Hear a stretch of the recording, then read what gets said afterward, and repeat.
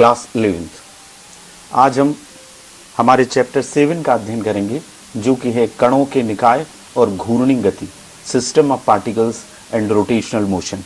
अनांतरीय गति क्या होती है। देखिए कि यदि कोई एक बॉडी है जिसको हम दृढ़ पिंड कहते हैं, रिजिड बॉडी कहते हैं, ये पूरा चैप्टर रिजिड बॉडी डायनेमिक्स कहलाता है। रिजिड बॉडी वो जिसमें जो जितने कण होते हैं, जिस अंदर जितने कण होते हैं उनकी दूरी नहीं बदलती, उनके आयतन और आकार में परिवर्तन नहीं होता। हम सामान्य रूप से घूर्णी गति का अध्ययन करने के लिए जितनी ठोस वस्तुएं हैं उन सबको दृढ़ पिंड की तरह ट्रीट करते हैं, रिजिड बॉडी की तरह ट्रीट करते हैं कि मोशन के दौरान उनके आकार और आयतन में परिवर्तन नहीं हो रहा है और उनके कणों की स्थिति में, उनके कणों के बीच की दूरी में कोई परिवर्तन नहीं हो रहा है। तो आप ये देखिए, जब ये बॉडी, ये दृढ़ पिंड मूव करता है तो यदि वो एक सरल रेखा में चल रहा है तो ये पहले इसकी स्थिति है, थोड़ी देर के बाद ये हो जाती है, तो इसका ये जो कण था वो यहाँ पर होगा और ये कण यहाँ पर होगा। इस तरह से इन दोनों के बीच में एक पैरेलल पाथ बनेगा, एक समानांतर पाथ का जो निर्माण करते हैं वो कहलाती है स्थानांतरी गति। तो जब कोई दृढ़ पिंड इस तरह से गति करता है कि उसके सभी कणों के विस्थापन और वेग एक समान होते हैं, डिस्प्लेसमेंट और वेलोसिटी एक समान हो, तो ऐसी गति को हम क्या कहते हैं? स्थानांतरी गति कहते हैं। जैसे रेल के डिब्बे की गति, बस या ट्रक की गति, इस गति में पिंड के सभी कण समांतर पथ बनाते हैं। ये जो अंदर के बीच की दूरी है, ये जो रास्ता बनेगा ये पैरेलल बनेगा, तो इसको हम कहते हैं ट्रांसलेटरी मोशन या स्थानांतरी गति। बेसिकली हम आज बात करने जा रहे हैं घूर्णन गति की। घूर्णन गति या घूर्णी गति, रोटेशनल मोशन, ये क्या है? देखिए बहुत सारी चीजें हमारे आसपास आपने देखी होंगी, गति के बारे में पहले भी आपने पढ़ा है।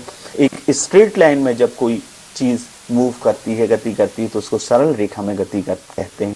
जब एक वृत्ताकार रास्ते का निर्माण करती है तब उसको हम वृत्तीय गति कहते हैं, सर्कुलर मोशन कहते हैं। ये पहले आप पढ़ चुके हैं। घूर्णन गति क्या है? आपने घरों में आसपास आपने देखा होगा, ये पंखा अपने अक्ष, अपने अंदर से जाने वाले इस एक्सिल के चारों तरफ इसकी ब्लेड घूमती है, ये इसका अक्ष है। कुम्हार जब बर्तन बनाता है तो उसका, कुम्हार का जो चौक होता है उस पर ये बर्तन बनाता है, तो ये चौक घूमता है, तो ये एक अक्ष के परितः घूमता है, ये घूर्णन गति है। और बहुत सारे उदाहरण हैं। लट्टू जो होता है उसको आप घुमाते हैं जमीन पर तो वो अंदर से जाने वाले एक अक्ष की तरफ घूमता है। मेले में आप जाते हैं, उत्सव में आप जाते हैं तो झूले में झूलते हैं इस तरह के, तो वो घूर्णन गति करता है। हेलीकॉप्टर की जो ब्लेड होती हैं वो घूर्णन गति करती हैं। और आपने पढ़ा है पृथ्वी अपने अक्ष पर 24 घंटे में घूम जाती है, तो अक्ष पर भी घूमती है और सूर्य के चारों तरफ भी घूमती है। सूर्य के चारों तरफ जो घूमना है वो वृत्तीय गति है और अपने ही अक्ष पर, अंदर से जाने वाले अक्ष पर घूमना है वो घूर्णन गति है। ये जो पवन चक्कियां हैं ये घूमती हैं, ये सारी घूर्णन गति के उदाहरण हैं।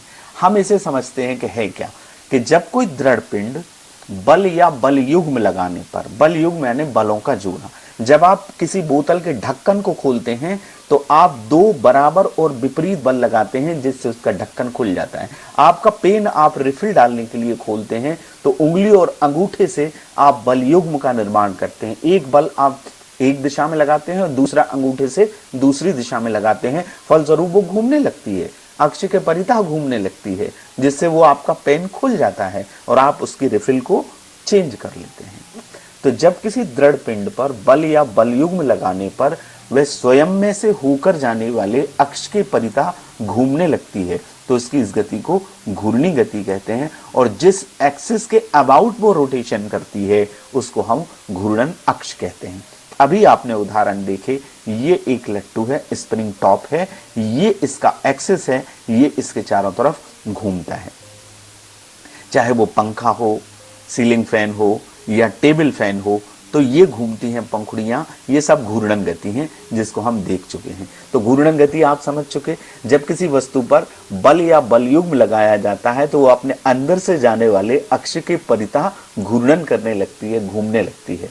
एग्जाम्पल आप नोट करें, जैसे पहिए की गति, पंखे की ब्लेडों की गति, पृथ्वी की अपनी अक्ष पर घूर्णन करना। सीडी प्लेयर जो होता है उसमें सीडी जो घूमती है वो घूर्णन गति है। घिरनियों की गति, पानी हम कुएं से निकालते हैं, जो घिरनी होती है, चक्र होता है, उसकी गति क्या कहलाती है?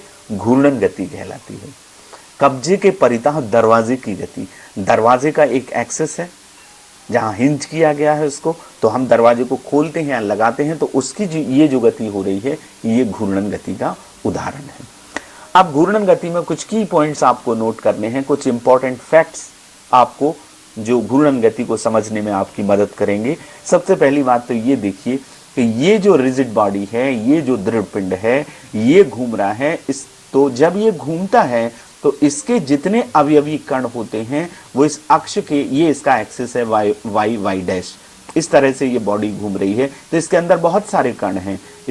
तो ये जो कण हैं ये घूर्णन अक्ष के परितः एक वृत्ताकार रास्ते का निर्माण करते हैं, यानी सारे जो कण हैं वो वृत्तीय पथ में गति करते हैं। घूर्णन गति में अवयवी कण वृत्तीय मार्ग में गति करते हैं, उन सारे वृत्तों का केंद्र घूर्णन अक्ष पर होता है, ये इसका एक्सिस है, इसके चारों तरफ ये बॉडी मूव कर रही है, पहली बात। दूसरी बात, कोणीय वेग ओमेगा, ओमेगा जो कि वृत्तीय गति में हमने पढ़ा V=R ओमेगा, जो कि रिलेशन भी था रेखीय वेग और कोणीय वेग में संबंध। घूर्णन गति या वृत्तीय गति जब आप पढ़ते हैं तो सारी चीजें कोणीय एंगुलर फॉर्म में होती हैं, वहां ये एनालॉजी है। वहां आप रेखीय वेग पढ़ते हैं, यहां आप कोणीय वेग पढ़ते हैं। वहां आप रेखीय त्वरण पढ़ते हैं, यहां आप कोणीय त्वरण अल्फा पढ़ते हैं। वहां आप रेखीय संवेग पढ़ते हैं P, यहां आप कोणीय संवेग पढ़ते हैं। तो ये सारी चीजें आपको इस पूरे चैप्टर में पढ़ने को मिलेंगी। तो कोणीय वेग ओमेगा समान होना, यानी केंद्र पर ये जो कण कोण बनाते हैं ये बराबर कोण होगा। ये कण जब मूव करेगा तो मान लीजिए वो यहां आएगा, तो दूसरा कण मूव करेगा तो वो यहां आएगा, तो इसका प्रति सेकंड केंद्र पर बनने वाला कोण समान होता है, कोणीय वेग ओमेगा समान होता है, लेकिन रेखीय वेग इसका अलग अलग होगा। ये जो मोशन करेगा इस तरह से, इसका लीनियर वेलोसिटी जो है वो अलग अलग होगी, v अलग अलग होगा लेकिन ओमेगा समान होगा। तीसरी बात, पिंड का प्रत्येक कण घूर्णन अक्ष के लंबवत तल में गति करता है। ये घूर्णन अक्ष है इसके अंदर से जाने वाला, तो ये जो कण हैं इसके परपेंडिकुलर हैं, इसके लंबवत हैं, 90 डिग्री का कोण बनता है, तो लंबवत तल में ये गति करते हैं, वृत्तीय गति करते हैं।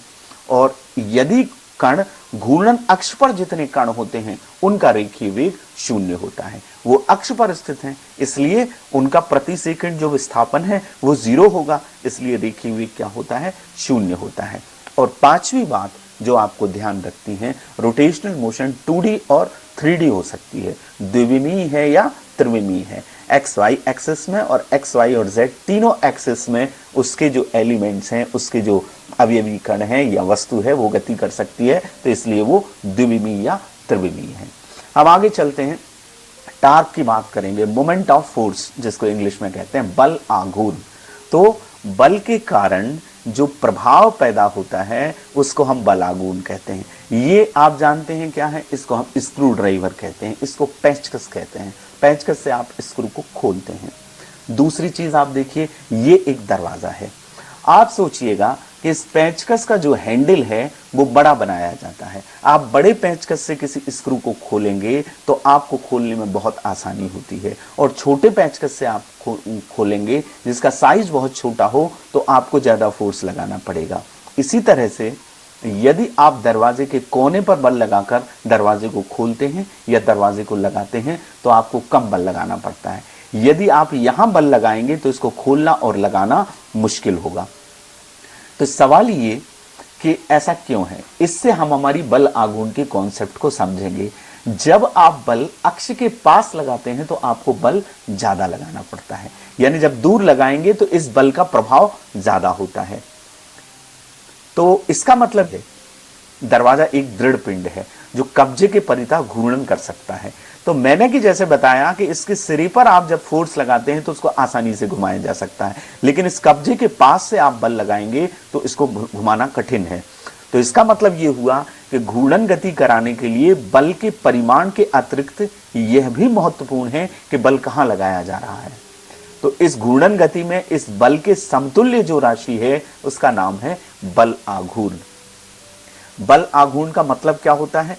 यदि कोई बल पिंड के अक्ष के पास लग रहा है, ये बात हमने अभी समझ ली, तो उसका प्रभाव अक्ष के पास लग रहा है तो प्रभाव कम होता है, यहां बल लग रहा है तो इफेक्ट कम होगा, और दूर बल लगा रहे हैं तो इसका प्रभाव अधिक होता है। बल के इस प्रभाव को ही हम क्या कहते हैं? बल आघूर्ण। किसी अक्ष के परितः बल आघूर्ण बल के परिमाण और घूर्णन अक्ष से बल की क्रिया रेखा की लंबवत दूरी के गुणनफल के बराबर होता है। इस पूरी बात को हम आगे समझेंगे, पहले इस डेफिनेशन को, इस परिभाषा को आप नोट करें। बल आघूर्ण क्या है? बल का प्रभाव, बल के द्वारा घूर्णन में जो प्रभाव होता है उसको कहते हैं बल आघूर्ण। इसकी माप करने के लिए इसकी डेफिनेशन ये है, किसी अक्ष के परितः बल आघूर्ण बल के परिमाण और घूर्णन अक्ष से बल की क्रिया रेखा की लंबवत दूरी के गुणनफल के बराबर होता है। अब देखिए, ये जैसे एक स्क्रू को आपको खोलना है और ये नट है, तो आप इस फोर्स को, ये जो हमारा स्क्रू ड्राइवर है, ये इस चित्र में आपको दिख रहा है, तो फोर्स को आप ऊपर लगा रहे हैं, ऊपर लगा रहे हैं, तो ऊपर लगाने से ये इस अक्ष के परितः घूमने लगेगा। तो इस यहां पर लगाएंगे तो टार्क उत्पन्न होगा। इस बल का प्रभाव ये होगा कि इस स्क्रू को खोलने के लिए ये टार्क उत्पन्न करेगा। तो टार्क ऐसा इस तरफ एंटी क्लॉकवाइज होगा। आप नीचे घुमाएंगे तो नट कसने लगेगा। तो ये फोर्स आपने इस कोने में लगाया जिससे ये स्क्रू खुल गया। यदि आप फोर्स यहां लगाएंगे तो इसको आपको प्रभाव कम उत्पन्न होगा, इस टार्क कम उत्पन्न होगा, अक्ष से पास होगा बल की क्रिया रेखा, ये कहलाती क्रिया रेखा। ये जो दूरी है लंबवत दूरी, ये बल की क्रिया रेखा है, और बल और क्रिया रेखा के बीच का जो गुणनफल होता है वो टार्क उत्पन्न करता है, उसको हम कहते हैं बल आघूर्ण। तो ये हमने पढ़ा इसकी डेफिनेशन। अब देखिएगा इसका फार्मूला कैसे निकलेगा। इस डेफिनेशन से फार्मूला क्या आया? बल आघूर्ण बराबर बल गुणित बल की क्रिया रेखा की अक्ष से लंबवत दूरी। ये मान लीजिए F फोर्स लग रहा है, ये एक बॉडी है YY डैश अक्ष के परितः घूर्णन कर रही है, तो इसको हम बढ़ाएं, इस बल की जो हमारा वेक्टर है इसको पीछे की तरफ बढ़ाएं और इस अक्ष से एक लंब डालें, तो ये ON इसका क्या होगा? परपेंडिकुलर होगा। तो इस क्रिया रेखा पर, ये इसकी क्रिया रेखा है, ये जो आपको लाइन दिख रही है डॉटेड लाइन, जिसको इस बल के वेक्टर को पीछे की तरफ बढ़ाया गया है, तो हमने एक परपेंडिकुलर, एक लंब यहां डाला, तो ये लंब जो है ये क्या है? लंबवत दूरी है। बल की क्रिया रेखा ये है और अक्ष से इसकी लंबवत दूरी ON है, ये 90 डिग्री का कोण है, हमने लंब डाला हुआ है। तो इसको हम टाउ से शो करते हैं। हम अभी केवल परिमाण की बात कर रहे हैं, स्केलर की बात कर रहे हैं, ये वेक्टर क्वांटिटी है, तो वेक्टर का फार्मूला हम अभी निकालेंगे। तो इस फार्मूले से, इस डेफिनेशन से फार्मूला क्या बना? फोर्स इंटू बल की क्रिया रेखा से परपेंडिकुलर डिस्टेंस ON, इसको हम D मान लेते हैं, स्मॉल d, तो F इंटू डी आ गया, tau equals to F into d. ये हमारा फार्मूला आ गया। सबसे पहले इसका यूनिट निकाल लें, तो बल का यूनिट क्या होता है? SI यूनिट न्यूटन, और दूरी का क्या होता है? मीटर, तो न्यूटन इंटू मीटर। विमीय सूत्र निकालेंगे, तो बल का विमीय सूत्र आपको पता है, MLT minus 2, F equal to MA, A का LT माइनस 2, M और M का कैपिटल M इंटू मीटर का L, तो L2 आ जाएगा, ML2T माइनस 2। ये डायमेंशनल फार्मूला क्या हुआ? टार्क का हुआ। देखिए अब इसका वेक्टर फॉर्म हम करते हैं, ये एक डेरिवेशन है। देखिए मान लीजिए कि कोई पिंड y और y डैश एक्सिस के परितः घूर्णन गति करता है। ये इसका बिंदु P है जिस पर वेक्टर F फोर्स लगाया गया है। बिंदु O के सापेक्ष इस P का जो पोजीशन वेक्टर होगा, स्थिति सदिश होगा, इसको हमने ओरिजिन ले लिया, मूल बिंदु ले लिया, तो स्थिति सदिश OP क्या हो गया? हमने मान लिया वेक्टर R है। तो बल F की क्रिया रेखा पर ON लंब डालें, ये लंब डाला हमने, अभी हमने चर्चा की थी, तो यह अक्ष से बल की क्रिया रेखा की लंबवत दूरी होगी, ये जो ON है दूरी। तो हम F में किसका गुणा करेंगे? ON का, तो टाउ इक्वल्स टू क्या आएगा? F into ON। अब यदि बल वेक्टर F और पोजीशन वेक्टर R के बीच का कोण फाई हो, ये देखिए कोण फाई दिख रहा है, यही कोण यहां बनेगा, ये पूरी क्रिया रेखा है, ये फोर्स का डायरेक्शन है और ये क्रिया रेखा है, ये इसका पोजीशन वेक्टर है R, इनके बीच का कोण क्या है? फाई है। तो इस ट्राइंगल को देखिए OPN, इस ट्राइंगल को आप देख रहे हैं। यदि हमें साइन थीटा निकालना है तो हम क्या करते हैं? लंब बटे कर्ण। कोण के सामने की भुजा लंब होती है। हम इस कोण को कंसीडर कर रहे हैं, हमने लंब भी यही डाला है, तो कोण के सामने की भुजा क्या होगी, लंब होगी। तो साइन फाई इस ट्राइंगल से निकालें तो लंब बटे कर्ण यानी ON बटे OP। तो हम इसको लिख सकते हैं क्रॉस मल्टीप्लिकेशन करके ON equals to OP sine phi. अब OP का परिमाण क्या है, R है, तो हम ON को लिख सकते हैं R साइन फाई। तो यहां जो इक्वेशन है हमारा जो डेफिनेशन से आया उसमें हम लिख सकते हैं F into R sine phi. ON की वैल्यू हम यहां पर रख देंगे। ON की वैल्यू हमने रखी, ये हमने ट्राइंगल से निकाला और ON की वैल्यू क्या आई, R साइन फाई। ये इक्वेशन 2 हो गया, इक्वेशन फर्स्ट हो गया। हमने फर्स्ट इक्वेशन में ON की वैल्यू रखी तो F into R sine phi आ गया। हम इसको लिख सकते हैं RF साइन फाई। इसको आपको R को पहले लिखना है, ठीक है, RF साइन फाई। अब आप जानते हैं दो तरह के प्रोडक्ट होते हैं, एक डॉट प्रोडक्ट और एक क्रॉस प्रोडक्ट, एक अदिश गुणनफल और एक सदिश गुणनफल।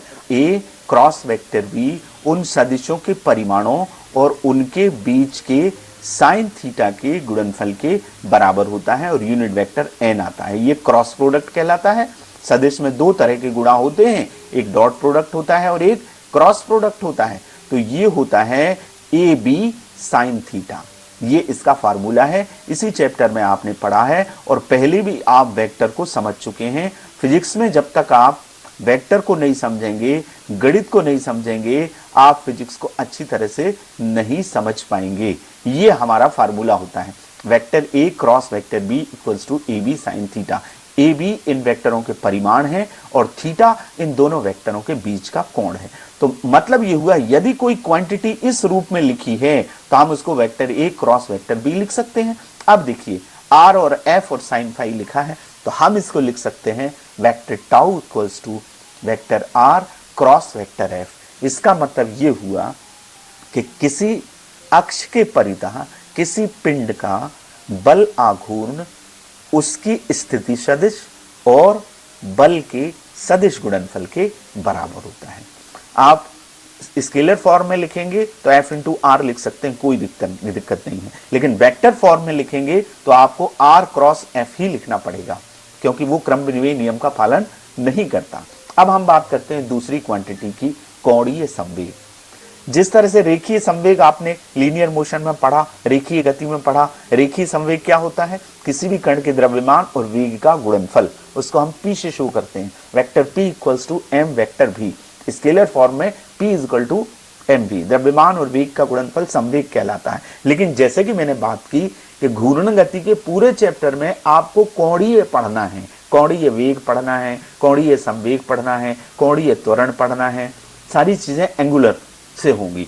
उसके अवयवी कण वृत्तीय गति करते हैं तो कोणीय शब्द इसमें आता है। इन सारी चीजों को आप लोग पढ़ना है। तो जिस तरह से रेखीय संवेग वहां होता है, घूर्णन गति में इसी के समतुल्य राशि को हम कहते हैं कोणीय संवेग। कोणीय संवेग क्या होता है, इस रेखीय संवेग का घूर्णन अक्ष के सापेक्ष आघूर्ण, इस रेखीय संवेग P का घूर्णन अक्ष के सापेक्ष जो आघूर्ण होता है वो कोणीय संवेग कहलाता है। ये भी वेक्टर क्वांटिटी है, इसको वेक्टर L से शो करते हैं। आघूर्ण शब्द जब भी आता है पोजीशन वेक्टर R का गुणा होता है। हम लंबवत दूरी R का गुणा करते हैं। बल आघूर्ण, तो बल में हमने किसका गुणा करा, लंबवत दूरी क्रिया रेखा, बल की क्रिया रेखा से अक्ष की लंबवत दूरी R का, यानी लंबवत दूरी R का गुणा होता है। आघूर्ण जब भी आए तो यहां किसका आघूर्ण, रेखीय संवेग का आघूर्ण, तो किसका गुणा होगा, R का गुणा होगा। तो रेखीय संवेग गुणित घूर्णन अक्ष से कण की लंबवत दूरी, कोणीय संवेग का सूत्र क्या होगा मैंने आपको बताया, इसको नोट कर लीजिए। आघूर्ण यानी आपको कण की लंबवत दूरी का गुणा करना है घूर्णन अक्ष से। तो रेखीय संवेग में यदि हम लंबवत दूरी का गुणा कर देते हैं तो कोणीय संवेग आ जाता है। स्केलर फॉर्म की बात हो रही है, केवल परिमाण की बात हो रही, तो L बराबर आएगा P इंटू R। जब इसका वेक्टर फॉर्म आएगा तो वेक्टर R यहां आ जाएगा, क्यों R और वेक्टर R में फर्क है। वेक्टर जब लग जाता है तो परिमाण के साथ साथ दिशा भी इसमें बतानी पड़ती है। तो जब डायरेक्शन का कॉन्सेप्ट आ जाता है तो P इंटू R, आप vector P into vector R नहीं लिख सकते, vector R into cross vector P आपको लिखना पड़ेगा। वो कैसे, हम आगे आपको बताएंगे। सबसे पहले इसकी हमने डेफिनेशन समझ ली, इसको नोट कर लीजिएगा। घूर्णन गति में किसी कण के रेखीय संवेग का आघूर्ण, किसी कण के रेखीय संवेग का आघूर्ण, यहां में आएगा घूर्णन गति में किसी कण के रेखीय संवेग का घूर्णन अक्ष के सापेक्ष आघूर्ण कण का कोणीय संवेग कहलाता है। P इंटू आर इसका यूनिट हुआ, इसका फार्मूला हुआ। यूनिट P का क्या होता है, mv होता है, तो m किलोग्राम, v का मीटर पर सेकेंड और r का दूरी का मीटर, तो ये हो जाएगा किलोग्राम मीटर स्क्वायर पर सेकंड। सेकंड को आप ऊपर ले जा सकते हैं, सेकंड -1, सेकंड के ऊपर माइनस पावर आएगा, दोनों बातें एक ही हैं। डायमेंशनल फार्मूला होता है ml2t-1। कैसे, इसका P का mlt-1 होता है, एक L और मल्टीप्लाई होगा तो ml2t-1 इसका डायमेंशनल फार्मूला या विमीय सूत्र आएगा। अब हम कोणीय संवेग का वेक्टर फॉर्म निकालते हैं। हमने अभी पढ़ा कोणीय संवेग बराबर रेखीय संवेग गुणित घूर्णन अक्ष से कण की लंबवत दूरी। तो मान लीजिए कि ये m द्रव्यमान का एक कण है P, मूल बिंदु O के सापेक्ष इसका पोजीशन वेक्टर स्थिति सदिश ये वेक्टर R है, तो वेक्टर OP को हम क्या कहेंगे, वेक्टर R। कण का रेखीय संवेग वेक्टर फॉर्म में क्या लिखेंगे, वेक्टर P है। इस कण का रेखीय संवेग ये है वेक्टर P, इस कण का नाम P है और इसका रेखीय संवेग स्मॉल p है, द्रव्यमान स्मॉल m है। तो अक्ष इस O के अबाउट इस कण का कोणीय संवेग परिभाषा से क्या निकलेगा, रेखीय संवेग गुणित घूर्णन अक्ष से कण की लंबवत दूरी। इसको हमने बढ़ाया, इसको बढ़ाया और इस पे लंब डाला, जैसे कि बल आघूर्ण के डेरिवेशन में हमने किया था। तो लंबवत दूरी क्या आएगी, ON आएगी। ON आएगी तो L इक्वल टू क्या लिख सकते हैं हम, P इंटू ON। P हो गया रेखीय संवेग का परिमाण और ON हो गई इसकी लंबवत दूरी। अब ये ट्राइंगल फिर से देखिए वही का वही OPN। OPN में आप यदि ON को निकालना चाहते हैं तो यदि वेक्टर R और इस वेक्टर P के बीच का कोण थीटा है तो साइन थीटा बराबर क्या होगा, लंब ON बटे कर्ण OP। ठीक उसी तरह से ON इक्वल टू क्या आ जाएगा, OP साइन थीटा। ये OP का हमने तिर्यक गुणा कर दिया। OP की वैल्यू कितनी है, OP की वैल्यू का परिमाण क्या है, R है, तो ON बराबर क्या आएगा, R साइन थीटा। कुल मिला के जो लंबवत दूरी है उसका मान R साइन थीटा आता है, चाहे आप बल आघूर्ण का सदिश रूप निकाल रहे हो, चाहे आप कोणीय संवेग का निकाल रहे हैं, यहाँ क्या आएगा, R साइन थीटा। तो हमारा जो इक्वेशन है L equals to P into ON, triangle से हमने साइन थीटा निकाला और ON निकाल लिया, तो ON की वैल्यू जब हमने इसमें रखी तो ये आ गया P into R sine theta.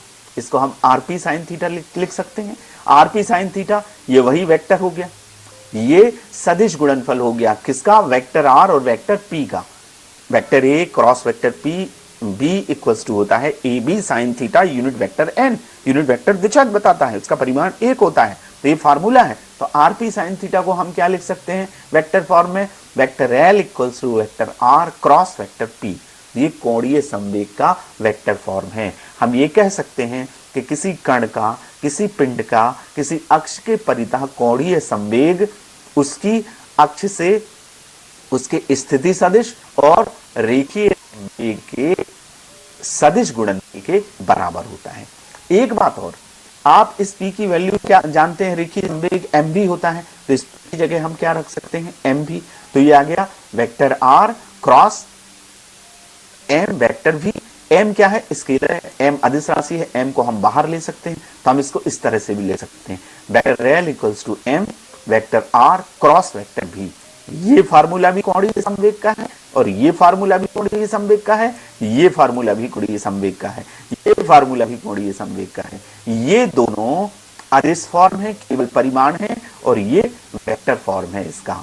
ये इसमें दिशा भी होती है जो कि हम स्क्रू रूल से निकालते हैं। कैसे निकालते हैं, अब यदि आपको R क्रॉस P का डायरेक्शन निकालना है तो क्रॉस प्रोडक्ट का जो नियम है, स्क्रू रूल है, या आप अपने हाथ को, दाहिने हाथ को इस दिशा में कर्ल करिए। ये R का डायरेक्शन है तो R से उंगलियों को आप यहां घुमाएंगे, कर्ल करेंगे तो अंगूठा बाहर की तरफ जाएगा। अंगूठा कहां जाएगा, बाहर की तरफ जाएगा। तो जिस दिशा में अंगूठा जाता है वहां वेक्टर L की डायरेक्शन होगी, ये Z डायरेक्शन में होगा, ये मेरी तरफ होगा। इस वीडियो को आप देख रहे हैं तो इसका डायरेक्शन आपकी तरफ होगा, लंबवत होगा। इन दोनों सदिशों के लंबवत तल में दिशा होती है, ये वेक्टर का नियम है, उसमें ये बताया जाता है डायरेक्शन को। अब हम कोणीय संवेग और बल आघूर्ण में संबंध निकाल लेते हैं। कोणीय संवेग क्या हुआ, vector L equal to vector R cross vector P। हमने टी के सापेक्ष इस समीकरण का अवकलन करना है। देखिए, डिफरेंशिएशन और इंटीग्रेशन दो बहुत इंपॉर्टेंट मैथमेटिक्स हैं जो फिजिक्स में जनरली यूज होती हैं। इनको आपको समझना पड़ेगा, अवकलन को और समाकलन को। जब हम दो राशियों के गुणनफल का, यदि किसी राशि में दो फलन हैं, उनका अवकलन करते हैं तो उसका एक फार्मूला होता है। वो फार्मूला क्या होता है? यदि दो राशियां, दो फलन हैं ए और बी, और इनका अवकलन कर रहे हैं हम एक्स के सापेक्ष, तो इसका सूत्र है पहला फलन गुणित दूसरे का अवकलन प्लस दूसरा फलन गुणित पहले का अवकलन। ये ए और बी दो राशियां हैं, तो पहले ए को हम वैसे ही का वैसा लिख देंगे, बी का अवकलन करेंगे एक्स के सापेक्ष, फिर बी को प्लस करके बी को लिख देंगे, फिर ए का अवकलन करेंगे। तो यहां दो राशियां हैं, vector R cross vector P. तो हम क्या लिखेंगे? ए क्या है हमारा? वेक्टर आर है, बी क्या है? वेक्टर पी है। तो हमने इस सूत्र में, ये फार्मूला है उसका, इसको नोट करिएगा। ए को हमने पहले लिख दिया वेक्टर आर, और db बाई डी एक्स हम टी के सापेक्ष कर रहे हैं, तो D vector P by D T. दूसरे में बी को हमने आगे लिखना है, बी को वैसे ही लिख दिया vector D R by D T. अब इन सबके मतलब है फिजिक्स में, इन सबके मतलब है ये परिवर्तन की दर है। किसके परिवर्तन की दर है? संवेग परिवर्तन की दर। और आपने न्यूटन के दूसरे नियम में पढ़ा है, किसी वस्तु के संवेग में परिवर्तन की दर उस पर आरोपित बल के बराबर होती है, तो ये बल है। डी आर बटे डी टी ये विस्थापन का अवकलन है टी के सापेक्ष, और विस्थापन का जब हम टी के सापेक्ष अवकलन करते हैं तो वेग आता है, रेखीय वेग आता है। रेखीय वेग की परिभाषा है, उसका सूत्र लिखा हुआ है ये D R vector upon D T. विस्थापन बटे समय, आप वेग पढ़ते हैं ना, वेग बराबर विस्थापन बटे समय, चाल बराबर दूरी बटे समय। तो ये विस्थापन है, ये वेक्टर क्वांटिटी है। तो और p क्या है? mv है। इन सब के मतलब है, ये देखिए p क्या है? द्रव्यमान गुणित वेग, संवेग है। dr बटे dt क्या है? वेक्टर v है। dp बटे वेक्टर dp बटे dt क्या है? वेक्टर f है, संवेग परिवर्तन की दर जो कि बल के बराबर होती है। ये सारी क्वांटिटीज हम इक्वेशन फर्स्ट में रखेंगे। तो हम जब फर्स्ट में रखते हैं तो वेक्टर r, ये dp बाई dt की जगह हमने क्या रख दिया? Vector f। इस p की जगह हमने क्या रख दिया? m vector v। और इस वेक्टर v, ये dr बटे dt की जगह रख दिया v। तो हमारे पास इस तरह का इक्वेशन आ गया 2। अब देखिए, vector v cross vector v equals to होता है 0। जब दो सदिश समानांतर होते हैं, उनके बीच का कोण 0 होता है, तो उनका क्रॉस प्रोडक्ट 0 आता है। क्यों आता है? देखिए, vector a cross vector b equals to होता है ab साइन थीटा। अब यदि दोनों के बीच का कोण 0 है तो साइन थीटा की जगह साइन 0 आएगा। साइन 0 क्या होता है? 0 होता है, 0 होता है। That's why vector v cross vector v equals to 0। यदि दो समानांतर सदिश हैं, समान सदिश हैं, एक ही दिशा में हैं, तो उनका वेक्टर प्रोडक्ट, उनका क्रॉस प्रोडक्ट क्या आता है? 0। That's why this quantity becomes 0। ये क्वांटिटी क्या हो जाएगी? 0 हो जाएगी। तो हमारे पास इस इक्वेशन का फॉर्म क्या हो जाएगा? Vector r cross vector f। ये क्वांटिटी ये पूरी 0 हो गई, तो हमारे पास आ गया vector dl by dt equals to vector r into f। ये हमारा इक्वेशन थर्ड आ गया। अभी आपने पहला डेरिवेशन किया है, vector r cross vector f। ये क्या है जानते हैं आप? ये है बल आघूर्ण। इसको क्या कहते हैं? Tau. Vector r cross f, ये समीकरण 3 और समीकरण 4, यानी हम इसकी जगह टाउ लिख सकते हैं। तो ये आ गया vector dl by dt equals to tau. ये है कोणीय संवेग और बल आघूर्ण में संबंध।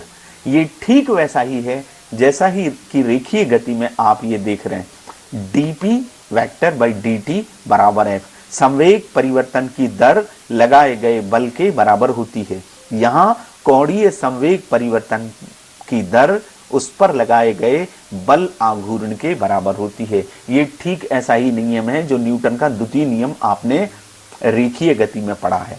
टाउ बल आघूर्ण, dl by dt vector, dl by dt का मतलब कोणीय संवेग में परिवर्तन की दर। जब आप t के सापेक्ष अवकलन कर रहे हैं, इसका मतलब है आप परिवर्तन की दर निकाल रहे हैं। आप dr बाई dt कर रहे हैं, ये विस्थापन की दर है। आप dp बाई dt कर रहे हैं, ये संवेग परिवर्तन की दर है। आप dl बाई dt कर रहे हैं, ये कोणीय संवेग में परिवर्तन की दर है।